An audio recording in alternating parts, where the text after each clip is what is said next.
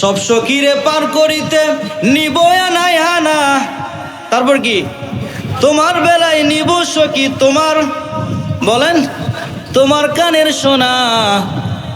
একবার পার করে যদি কানের সোনা নেয়, বলেন তো 3-4 বার পার করলে ওই কি নিবে? একমাত্র কে জানে? একবার পার করে যদি কানের সোনা নেয়, 3-4 বার পার করলে সে যে কি নিবে একমাত্র আল্লাহ তাআলাই ভালো জানে। আমার ভাইরা, এই সমস্ত অশ্লীল কথাবার্তা দিয়ে গানগুলো বানায় যারা, এদের উদ্দেশ্য কিন্তু একটাই, তা হলো ইমানদার আল্লাহর পথের রাস্তার মানুষগুলোকে বেঈমান বানাইতে চায় তারা। কথা বলেন ঠিক কিনা? অতএব প্রমাণ হয়ে গেল, বাংলাদেশে প্রাইমারি স্কুলগুলোতে যারা গানের টিচার নিয়োগ করতে চায়, তাদের উদ্দেশ্য একটাই, আমাদের সন্তানগুলোর ঈমানকে নষ্ট করা। কথা বলেন ঠিক কিনা? গানের টিচার নিয়োগ করতে হবে কেন? আমরা বারবার এতদিন থেকে ওয়াজ করে আসলাম, স্কুল মাদ্রাসাগুলোতে মুক্তব চালু করেন, কোরআন ঢুকান, মুক্তবের মতো কায়দা বইগুলো পড়ান, কিন্তু এগুলো কানের মধ্যে না নিয়ে তারা নতুন করে সিস্টেম চালু করেছে, প্রাইমারি স্কুলগুলোতে গানের টিচার ঢোকাবে। বলেন না আউযুবিল্লাহ? গানের টিচার ঢুকিয়ে আমাদের বাচ্চাগুলোকে গান শিখিয়ে তাদেরকে কি ইমানদার বানাইতে চায় না বেঈমান বানাইতে চায়? কথা বলেন, ইমানদার না বেঈমান? আমরা কি চাই আমাদের সন্তানগুলো বেঈমান হোক? এই জন্য পাশের স্কুল খেয়াল রাখবেন, যদি কোনো সরকারি দলের মানুষেরা এই স্কুলগুলোতে গানের টিচার নিয়োগ করে, আমরা সবাই প্রতিবাদী হয়ে তাদের বিরোধিতা করতে রাজি আছি না নাই? আমাদের সন্তানের ঈমানের দাবি এটা। আমার ভাইয়েরা, একটু লক্ষ্য করেন, আমিরুল মুমিনিন খলিফাতুল মুসলিমিন হযরত ওমর ফারুক রাদিয়াল্লাহু তাআলা আনহু মেয়েটিকে যখন কোরআন থেকে দলিল দিলেন, কোরআনের এই দলিলটা পেয়ে মেয়েটির মাথা নত হয়ে গেল, মাথাটা নিচু করে দিয়েছে। কারণ হলো, ইমানদার যারা হবে তাদের একটা দলিল হলেই যথেষ্ট, বেঈমানের জন্য 99 দলিল দিলেও কাম হবে না। কথা বলেন ঠিক কিনা? ইমানদার হবে যারা, একটা কোরআনের দলিলেই তাদের জন্য যথেষ্ট। আর বেঈমান যারা, তাদেরকে যদি 100,000 আয়াত শোনান, তারা কিন্তু ইমানের পথে আসবে না। মেয়েটি মাথা নত করে দিলেন। মেয়েটি ডাকতে বলছেন, আমিরুল মুমিনিন, আপনি এই রাষ্ট্রের প্রেসিডেন্ট, আপনি এই রাষ্ট্রের প্রধান সেনাপতি, আমি সাধারণ একজন অধিপতি, আপনার কাছে মিনতি করি আর একটা প্রশ্ন করার চাই অনুমতি। ওমর বলছেন, রে মেয়ে, একটু আগেই না তুমি বললে একটা প্রশ্ন করবে, কিন্তু প্রশ্নের উত্তর দেওয়ার পরে তুমি আবার প্রশ্ন করতে চাও, তোমার ব্যবহার তো দেখছি ভালো না। মেয়েটি বলছেন, ওমর, অনুরোধ করে বলছি, আর মাত্র একটা প্রশ্ন করার অনুমতি চাই। ওমর বলছেন, বলো কি বলতে চাও? মেয়েটি ডাকতে বলছেন, আমিরুল মুমিনিন, আমি কয়টি ভুল করেছি? ওমর বলে, একটি ভুল। কোরআনের কয়টা বিধান লঙ্ঘন করেছি? ওমর বলে, একটা বিধান তুমি লঙ্ঘন করেছ। মেয়েটি বলছেন, ওমর, আমি কোরআনের কয়টা আয়াত লঙ্ঘন করেছি? ওমর বলে, তুমি কোরআনের একটা আয়াত লঙ্ঘন করেছ। মেয়েটি ডাকতে বলছেন, ওমর, আমি কোরআনের একটা বিধান লঙ্ঘন করার কারণে এখন আমার শাস্তি কি হবে বলেন? ওমর ডাকতে বলছেন, রে ম্যাম, তোমার এখন শাস্তি হবে একটাই, তা হলো এই যে আমার হাতে লাঠি, এই লাঠির আঘাত তোমার পিঠের উপরে পড়বে। মেয়েটি ডাকতে বলছেন, আমিরুল মুমিনিন, কিছু মনে করবেন না, আমি একটা ভুল করার কারণে যদি আপনার হাতের লাঠি আমার পিঠের উপরে পড়ে, আমি মেয়ে খেয়াল করে দেখেছি আপনি কোরআনের 3টি বিধান লঙ্ঘন করেছেন, কোরআনের 3টি আয়াত অপমাননা করেছেন।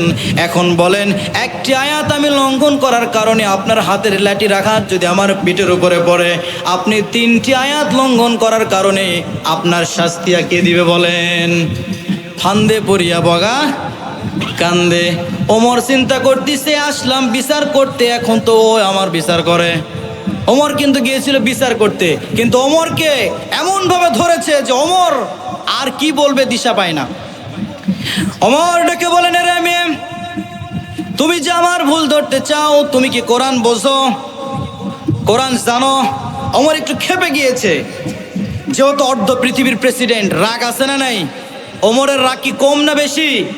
একবারে কড়া মেজাজে খেপে গিয়ে বলছেন, এই মেয়ে, তুমি কোরআন বোঝো, কোরআন জানো, কোরআন পড়তে পারো তুমি? আমি কোরআনের বিধান লঙ্ঘন করেছি, কোরআনের আয়াত লঙ্ঘন করেছি, তুমি কি কোরআন বোঝো?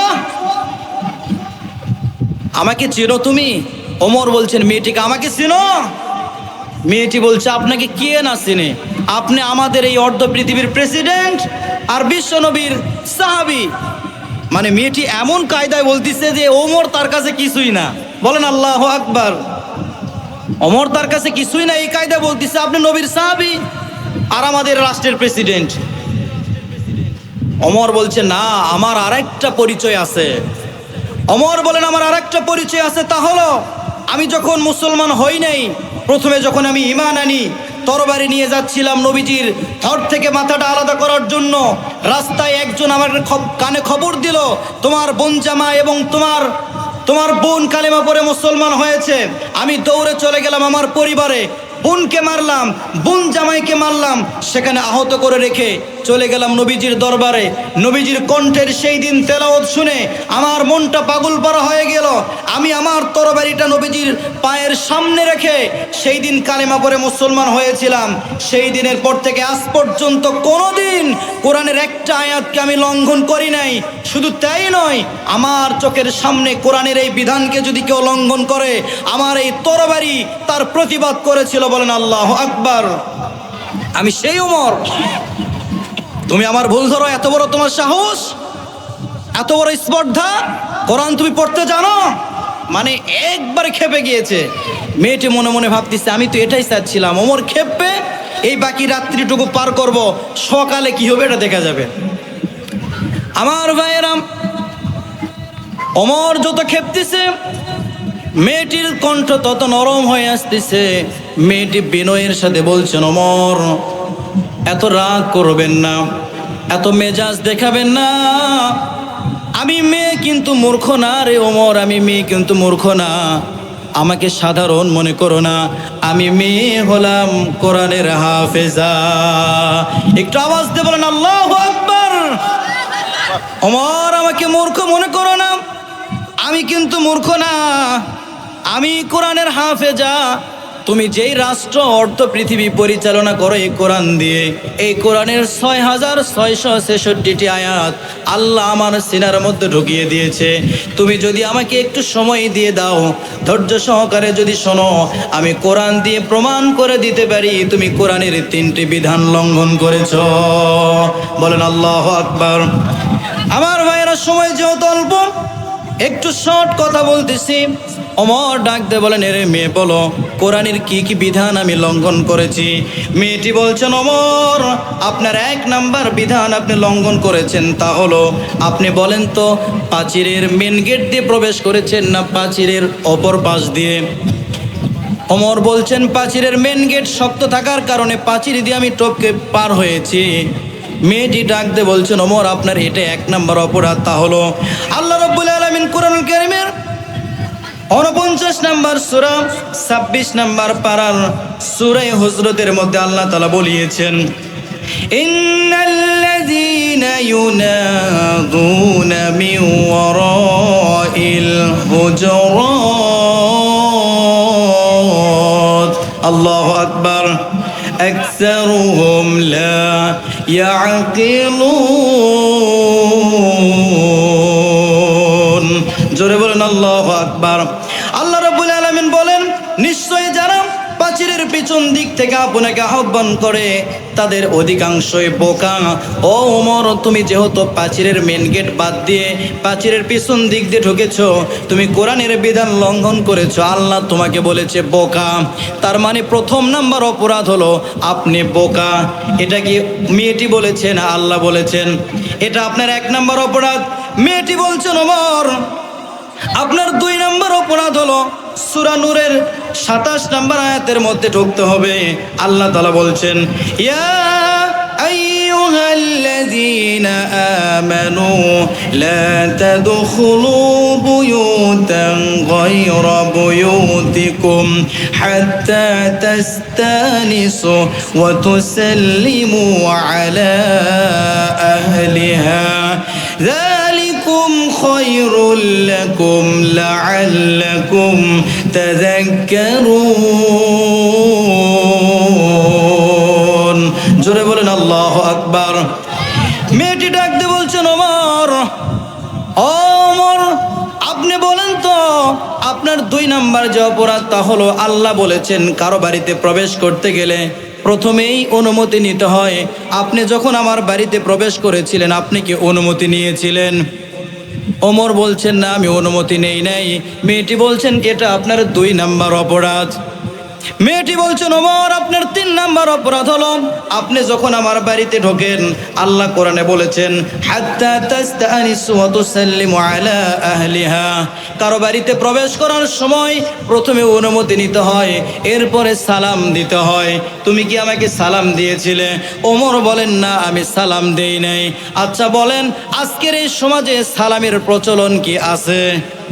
স্কুলও নেই, সমাজেও নেই, তবে এখন প্রচলন হয়ে গিয়েছে সকালে ঘুম থেকে উঠেই বলে গুড মর্নিং। কি বলে? Good morning. আচ্ছা বলেন, প্রতিটি সকাল কি মানুষের জন্য গুড হয় না ব্যাডও হয়? গুড সকাল কি প্রতিদিন হয়? অমাবস্যার ঝড় রাতের বেলা শত শত গাছ গাছালি ভেঙ্গে একদম রাস্তা দিয়ে যাতায়াত করার মতো উপায় নেই, এমন অবস্থা, সকালে একটু সলক হয়েছে, আপনি বাহিরে গেলেন, যাই একজনকে বলছেন গুড মর্নিং। বলেন তো সেই সকাল কি আর গুড সকাল না ব্যাড সকাল? কি শিক্ষা মানুষদেরকে দিচ্ছে! আর আল্লাহ এতদিন আগে কি শিক্ষা দিয়েছে? সকালে ঘুম থেকে উঠে প্রথমে যার সঙ্গে দেখা হবে তাকে তুমি সালাম দিও। এই শিক্ষা কে শিখিয়েছে আমাদেরকে? আল্লাহ শিখিয়েছে। আল্লাহর শিক্ষা বাদ দিয়ে মানুষের শিক্ষা যদি আমরা গ্রহণ করি বিপদে পড়তে হবে কি হবে না? এজন্য কোরআন দিয়ে আমরা দেশ পরিচালনা করতে চাই, কোরআন দিয়ে রাষ্ট্র পরিচালনা করতে চাই। যদি কোরআন দিয়ে রাষ্ট্র এবং সমাজ পরিচালনা করতে পারি এই দুনিয়া এবং আখেরাতে শান্তি পাওয়া যাবে কি যাবে না?